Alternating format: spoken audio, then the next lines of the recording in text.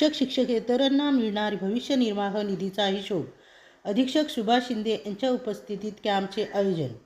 गेली अनेक वर्ष रखडलेला भविष्य निर्वाह निधी हिशोबाच्या प्रतीक्षेत असणारे शिक्षक शिक्षकेतर कर्मचाऱ्यांची अखेर प्रतीक्षा संपणार असून भविष्य निर्वाह निधीचा हिशोब शिक्षक शिक्षकेतर कर्मचाऱ्यांना लवकरच मिळणार आहे.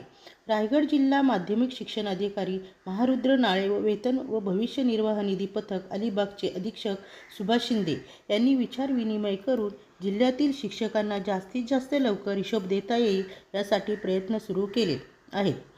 दरम्यान वेतन पथक अधीक्षक सुभाष शिंदे यांनी पदाचा चार्ज घेतल्यानंतर जिल्ह्यातील शिक्षकांचे वेतनही गेली काही महिने 1 तारखेपूर्वी मिळाले आहेत.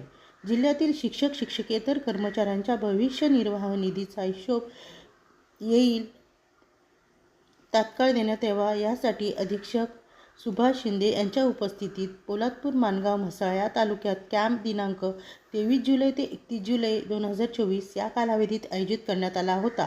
मात्र गेली 10 वर्षापेक्षा जास्त काळातील हिशोब असल्याने पुढील तारखा वाढवून घेण्यात आली. शनिवार रोजी अशोकदादा साबळे विद्यालयात माणगाव येथे घेण्यात आला.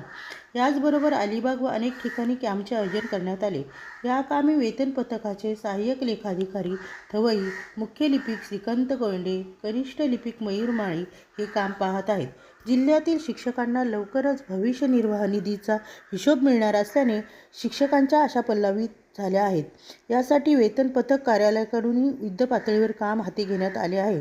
या कामी माणगाव तालुक्यातील मुख्याध्यापक संघाचे अध्यक्ष बाबूराव कांबळे, सचिव श्री विनायक गुळवणी, शिक्षकेतर संघटनेचे माणगाव तालुका अध्यक्ष संजय जाधव, सहसचिव धनसाडे हरिश्चंद्र, संदेश खामगावकर, मुख्याध्यापक धनाजी जाधव, मुख्याध्यापक संजय जैतपाळ, श्री घेराडे, शिक्षकेतर संघटनेचे जिल्हा उपाध्यक्ष विद्याधर कोळसकर, संजय जाधव, हरिश्चंद्र धसाडे, अर्बन संदीप, सुभाष टेंबे, खामगावकर संदेश, रवींद्र मोरे, संजय जाधव, शैलेश दाखिनकर, कादिर इसाने, नरेंद्र लाड यांच्यासह शिक्षक शिक्षकेतर कर्मचारी कॅम्पसाठी उपस्थित होते.